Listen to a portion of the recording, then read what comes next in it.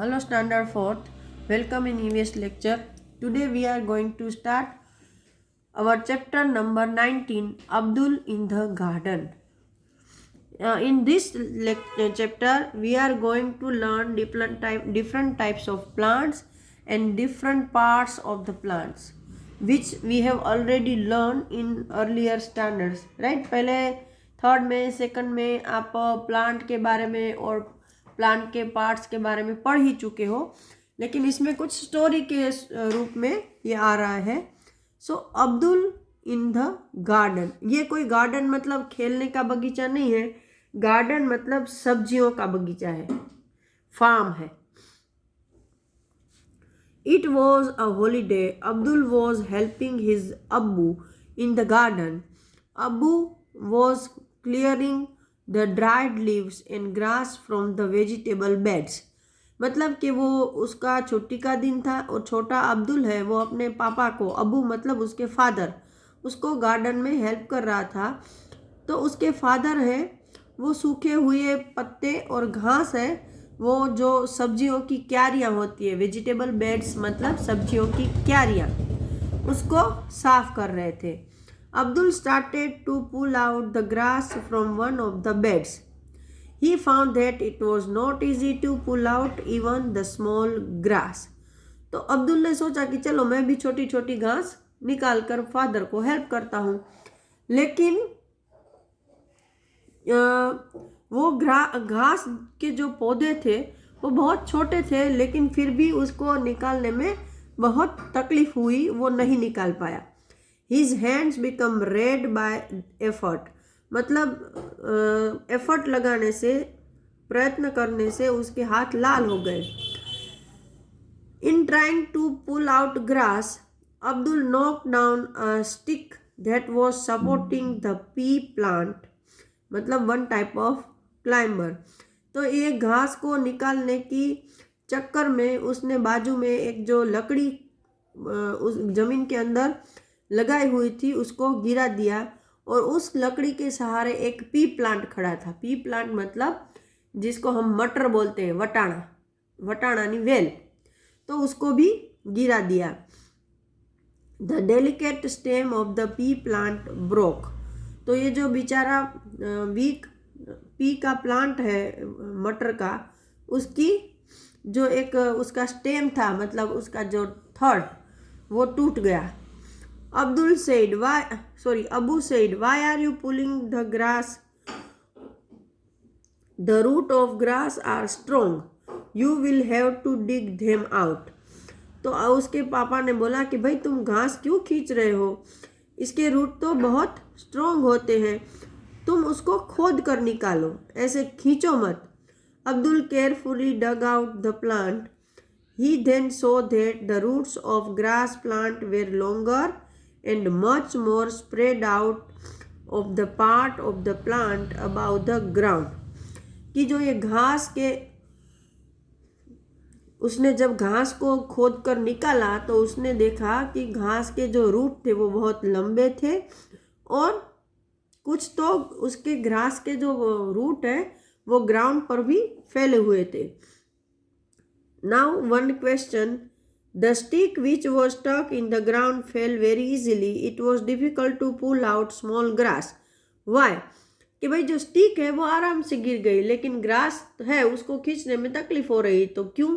Because stick has no roots, right?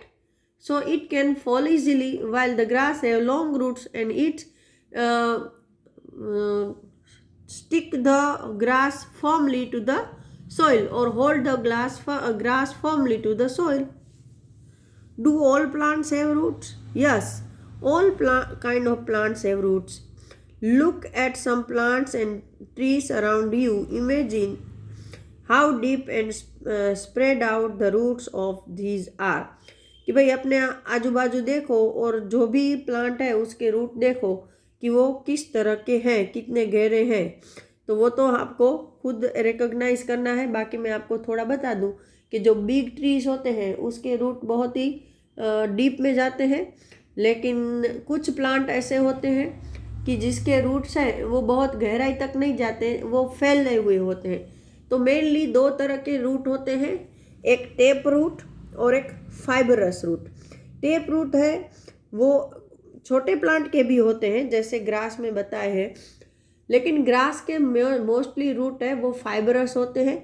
मतलब बहुत सारे रूट ऐसे झुंड की तरह, जैसे बुश होती है ना, झाड़ी, ऐसे फैले हुए होते हैं, वो ज़मीन में बहुत गहराई तक नहीं जाते। लेकिन जो टेप रूट है वो एक मेन रूट होता है जो बहुत लंबा होता है, वो बहुत डीप तक ज़मीन में जाता है, और मेन रूट में से ही बहुत सारे सपोर्टिंग रूट्स निकले हुए होते हैं, जिसको कि हम लोग ऐसे बड़े लंबे वाले रूट को हम टेप रूट बोलते हैं, और जिसमें एक साथ बहुत सारे रूट हो उसको हम फाइबरस रूट बोलते हैं। देखो मैं यहाँ पर बता रही हूँ, सपोज ये ग्राउंड है, तो टेप रूट कैसा होता है पहले तो मैं ये बताऊंगी आपको।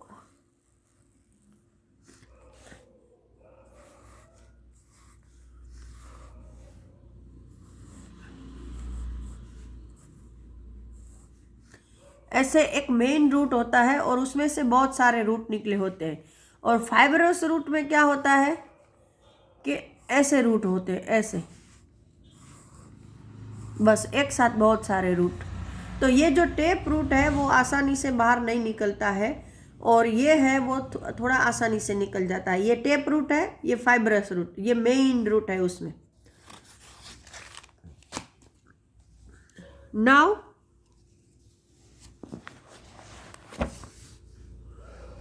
after 3 days, Abdul saw that one broken part of the pea plant had dried. Guess which part would have dried up and why? कि अब्दुल ने देखा कि 3 दिनों बाद जो पी प्लांट गिर चुका है उसका एक हिस्सा है वो सूख गया है। तो आप क्या सोच सकते हो कि कौन सा हिस्सा सूखा होगा और क्यों? तो mostly it's leaf, and if there are flowers then leaves should be dried up first. उसके पत्ते हैं वो सूख चुके होंगे। Why? Because they have not got enough water, उनको पूरा पानी नहीं मिला है क्योंकि स्टेम टूट चुका है। Abdul remember that he had to send Abu remember that he had to send some radish, मतलब मूली, home.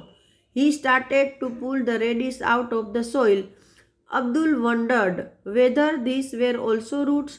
Only a few radish were pulled when there was suddenly a strong wind and rain.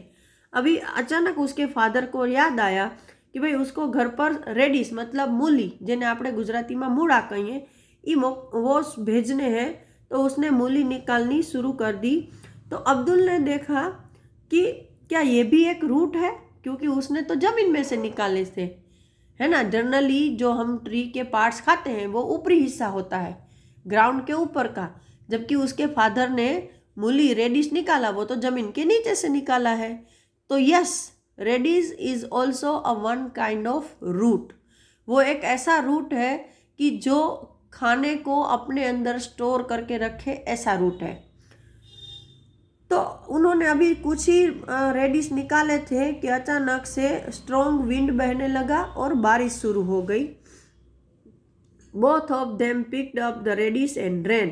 They had just reached home when a branch of a neem tree in the courtyard broken and fell. अभी फिर उन्होंने क्या किया कि जितने भी reddish निकाले थे वो उठाए और घर की ओर भागे। अभी वो लोग अपने घर पहुंचने ही वाले थे कि उसके कोर्टयार्ड में, आंगन में, जो एक नीम का पेड़ था उसकी एक डाली टूट गई। In fact, Abu was lucky to have missed by only few inches. Despite the strong wind, the tree remained firm on the ground.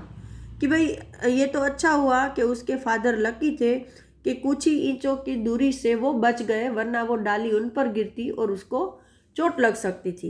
बावजूद इसके, डिस्पीच मतलब उसके बावजूद, कि मतलब किसके बावजूद, तो कि स्ट्रॉन्ग विंड बह रहा है, इसके बावजूद, इतना स्ट्रॉन्ग विंड है कि पेड़ की डाली टूट गई। लेकिन इसके बावजूद, इतने स्ट्रॉन्ग विंड के बावजूद भी नीम का पेड़ है वो ज़मीन में एकदम साबुत खड़ा है, उसको कुछ नहीं हो रहा है। तो कि ये भी उसके लिए एक अमेजिंग चीज़ है। The both sat down to have tea with Ammi. Abu said to Abdul, the plants were getting dry now that is has rained, we will not have to water the plants, we can now sit and play ludo.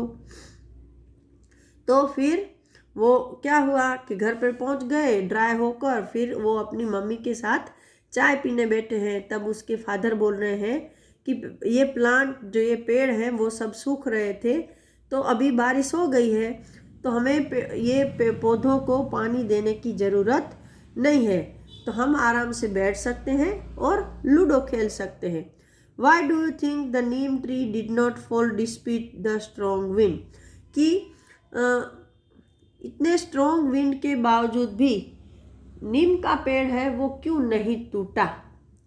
तो because the neem tree has taproot and it's go deep into the ground and it hold the tree firmly to the ground, and that's why neem tree not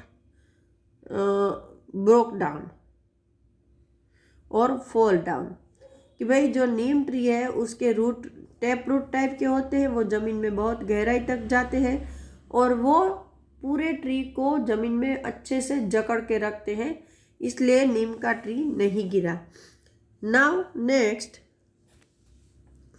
on putting water in the soil where the plant are growing, the dropping leaves become fresh again. How? कि भाई अगर कोई पेड़ के पत्ते हैं वो मुरझा गए हैं, आप उसको पानी दोगे तो वो वापस खिल जाएंगे, फ्रेश हो जाएंगे। तो ऐसा क्यों? So because they get enough water, कि भाई वो मुरझा क्यों गए? क्योंकि पानी नहीं मिला। जैसे ही आप उसको पानी दोगे वो वापस ठीक हो जाएंगे, अगर सूख नहीं गए हैं तो। What do you feel? Do all plants need water? तो yes, all plants need water. Which of the plants around you need regular watering? So तुलसी है, other flowering plant like बारमासी, Champa, these all plants need water regularly. तो जो छोटे छोटे plant है उन सबको पानी चाहिए। बिग ट्रीज को पानी रेगुलर नहीं मिलेगा तो चलेगा। तो what will happen if nobody give water to this plant, कि भाई अगर इन पौधों को कोई पानी नहीं देगा तो क्या होगा? तो they would be dried up, वो सूख जाएंगे, एंड डाई, मर जाएंगे। Abdul realise that he never watered the used neem tree. Where did it get its water from? He thought, which of the plants around you do not need water? Where do they get water from? Make two guesses. कि भाई अब्दुल को पता चला कि वो तो नीम के पेड़ को कभी पानी नहीं देता है, तो उसको पानी कहाँ से मिलता होगा? तो neem tree gets water from deep to the ground, जमीन में से वो अपने आप पानी लेता है क्योंकि उसके रूट गहराई तक जाते हैं। तो आपके आजू बाजू में ऐसे कौन कौन से प्लांट है जिसको पानी की ज़रूरत नहीं पड़ती है? तो एप्पल है, मैंगो है, सप्तपाणी है, ये सारे के सारे को पानी की ज़रूरत नहीं पड़ती है और वो ज़मीन में से पानी लेते हैं या फिर बारिश का पानी मिले तो वो। तो यहाँ पर ये लेक्चर ख़त्म कर रही हूँ। अगले लेक्चर में we will meet again. Till that time, good bye everyone.